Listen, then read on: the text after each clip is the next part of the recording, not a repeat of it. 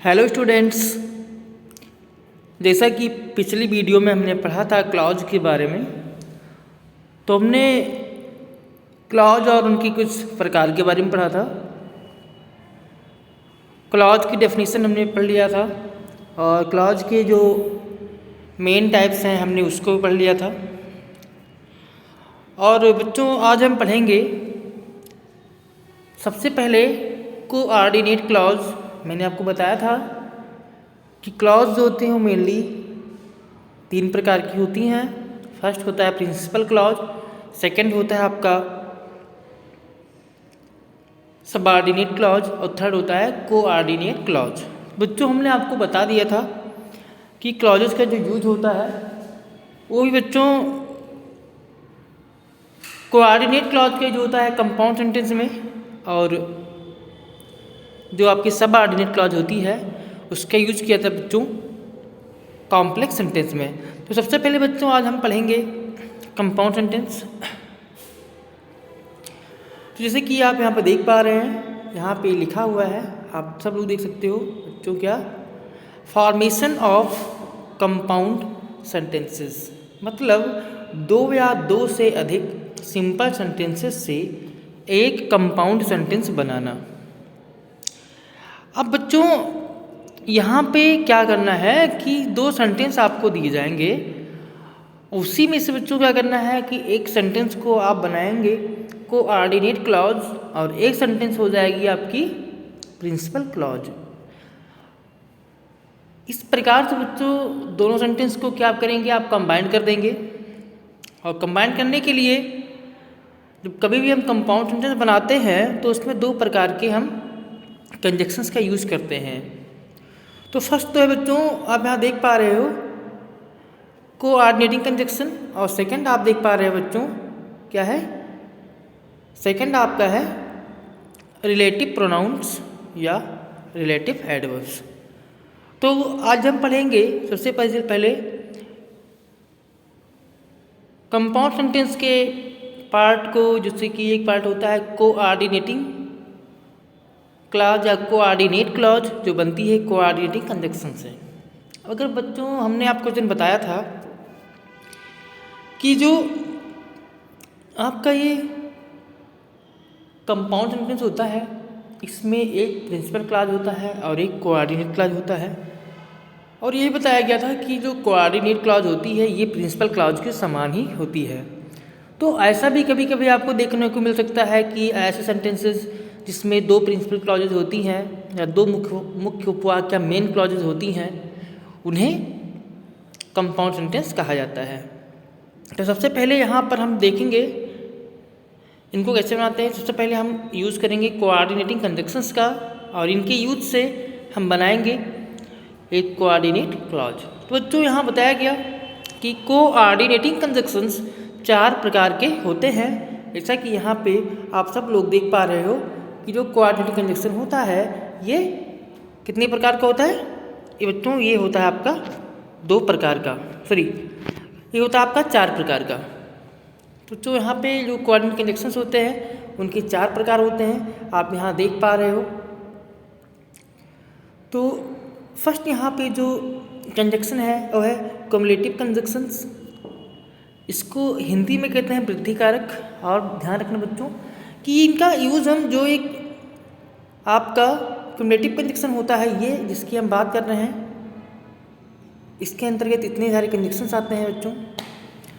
तो इनका यूज़ हम करते हैं ऐसे सेंटेंसेस को जोड़ने के लिए जिसमें जो वर्क होते हैं उस वर्क के बीच में जो रिलेशन होता है बच्चों वो होता है सिमिलैरिटी का। और बस कुछ नहीं होता है, सेंटेंस जो होते हैं उन सेंटेंसेस को जोड़ते हैं तब के लिए होता है कि जो बात होती है वो बात थोड़ा बढ़ जाती है। और इसमें कुछ नहीं होता, कहने का मतलब बच्चों कि इसमें आपको कहीं भी कोई कंट्रास्ट यानी कि कोई विरोध आपको देखने को नहीं मिलेगा। कहीं भी कोई आपको अल्टरनेटिव या कह सकते हो वहाँ पे कोई विकल्प आपको नहीं मिलेगा, या बच्चों वहाँ पे कोई रिजल्ट देखने को नहीं मिलेगा। तो जहाँ पर सिमिलैरिटी हो, 2 सेंटेंसेस हो, 2 सेंटेंसेस में केवल क्या हो कि बातें जो हैं वो बातों का सिलसिला आगे बढ़ रहा हो, कोई भी बात हो रही है तो सिमिलैरिटी समानता के साथ आगे बढ़े, तो ऐसे सेंटेंस को जोड़ने के लिए आप यूज़ कर सकते हो। सबसे पहला जो कंजक्शन आपके बच्चों वो है आपका एंड, और एक है both and, as well as, not only but also. जैसे जो मैंने क्लास में आपको बताया भी है, इनके बारे में आपको समझाया भी था।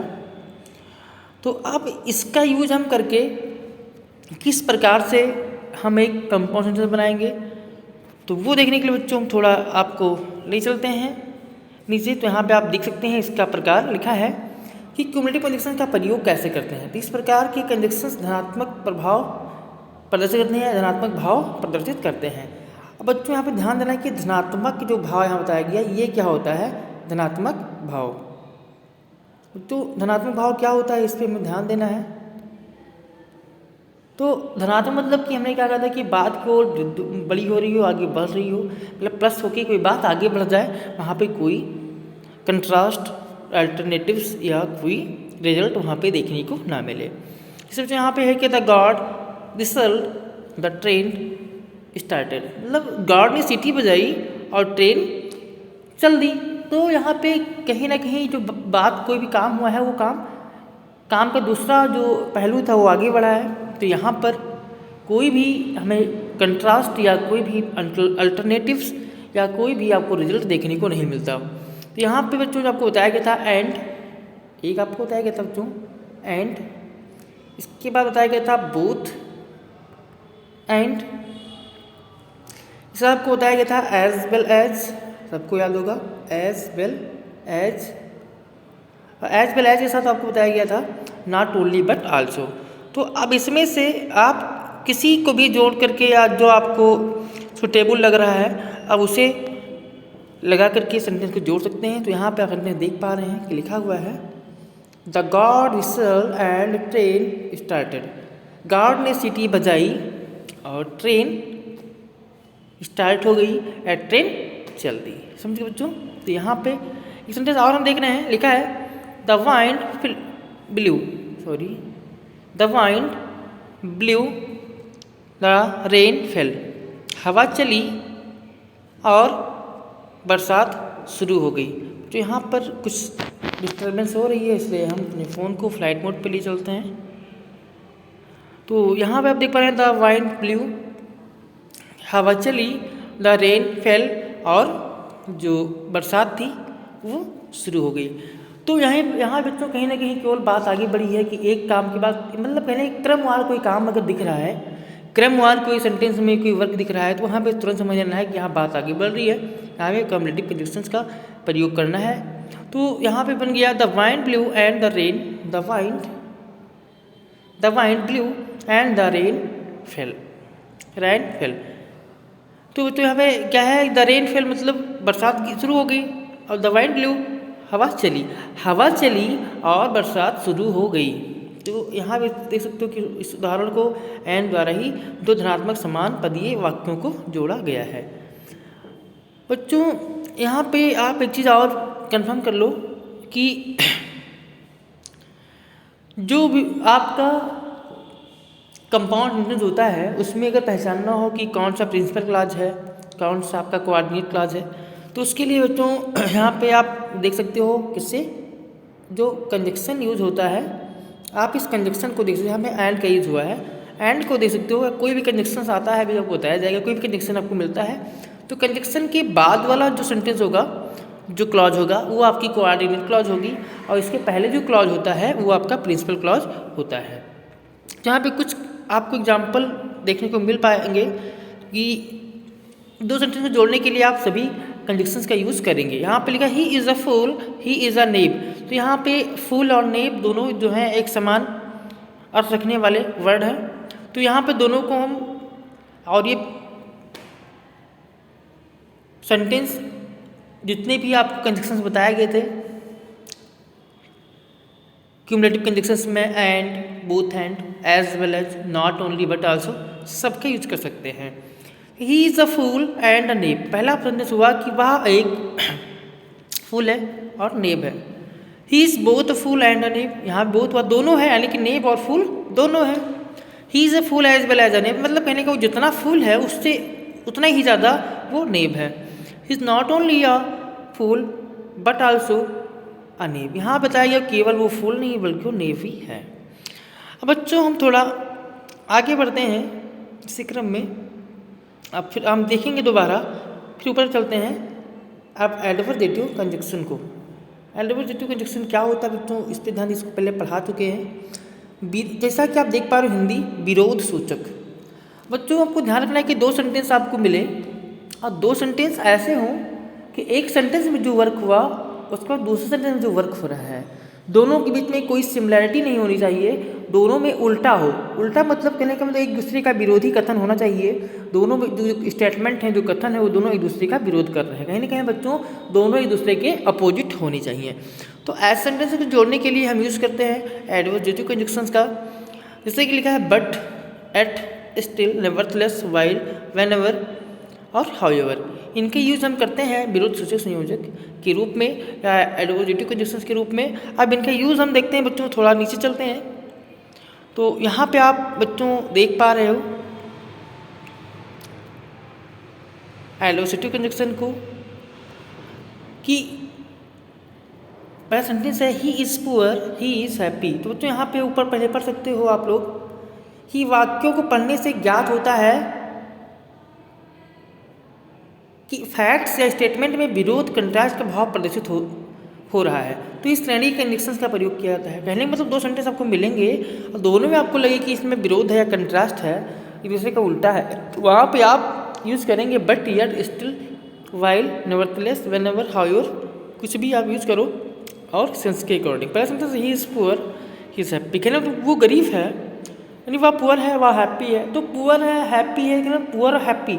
गरीब हमेशा दुखी होता है बच्चों, लेकिन यहाँ बताया गरीब है और खुश है। तो यहाँ पे कहीं ना कहीं बच्चों उसका विरोध हो गया। तो आपको क्या करना है कि यहाँ पे आप विरोध सूचक संयोजक या एडवर्सेटिव कंजक्शंस का यूज़ करेंगे। यहाँ बताया गया he is poor but happy. बच्चों एक चीज़ ध्यान रखना, जब आप सेंटेंस को बट से जोड़ते हो, ध्यान रखना बच्चों, और दोनों सेंटेंस का जो सब्जेक्ट होता है वो सेम होता है, तो यहाँ पे हम क्या करते हैं, और अगर वर्ब भी सेम होता है, दोनों सेंटेंस का वर्ब सेम है, यहाँ पे ही इज़ दोनों में सेम था, तो जो सेम चीज़ें होती हैं उनको कॉमन कर दिया जाता है। जैसे यहाँ पे देख पा रहे हो कि दूसरे सेंटेंस का जो ही इज़ था उसको क्या किया गया बच्चों, उसे कॉमन कर दिया गया, तो लिखा गया he is poor but happy. लेकिन यहाँ पे आपको एक बात और ध्यान रखना बच्चों कि जो आपका ये एट होता है इसका अर्थ फिर भी होता है, स्टिल होता है, स्टिल और येट, नॉर्थलेस, ये सब इनका अर्थ फिर भी होता है बच्चों।